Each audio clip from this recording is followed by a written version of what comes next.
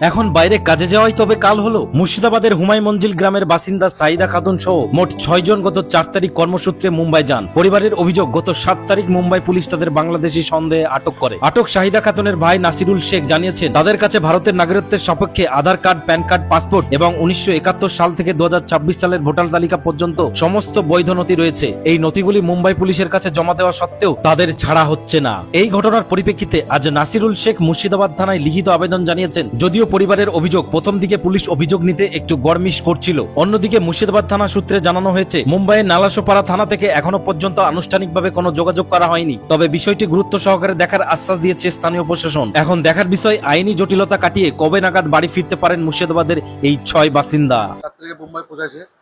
7 থেকে সন্ধ্যাবেলা রুমে পুলিশ এসেছিল ঘরে, যে বাংলাদেশের বলে ওদের মোবাইল ওরা জব্দ করে নেয়, যে থানায় নিয়ে যায়, যে বলে আপনাদের ডকুমেন্টসগুলো সব দেখিয়ে থানা থেকে মোবাইল নিয়ে আসেন। যে থানায় গেছিল, ডকুমেন্টস সব দেখাইছে, পাসপোর্ট টাসপোর্ট যা আছে, জন্ম সার্টিফিকেট সব দেখাইছে। দেখানোর পরেও ওরা এখন ছাড়ছে না, ঠিক আছে, ছাড়ছে না।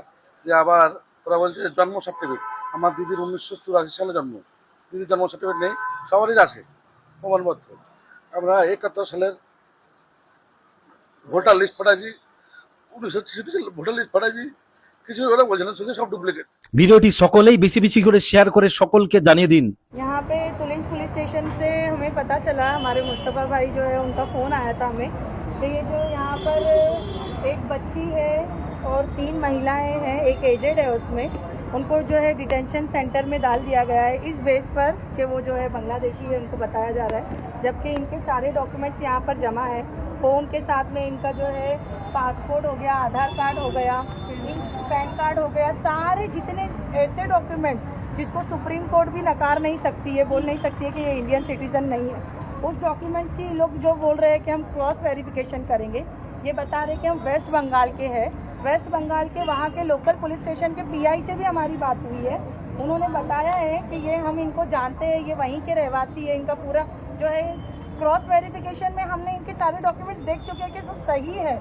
वो होने के बावजूद भी यहाँ के पुलिस स्टेशन के जो पीएसआई है राहुल सर, यहाँ के पीआई है, वो लोग बोल रहे कि नहीं, हम लोग अभी इनको जो है यहीं पर रखेंगे, हम जब तक अपना पूरा क्रॉस वेरिफिकेशन नहीं कर लेंगे, उस पासपोर्ट की जांच पड़ताल नहीं कर लेंगे, तब तक हम इनको नहीं छोड़ेंगे।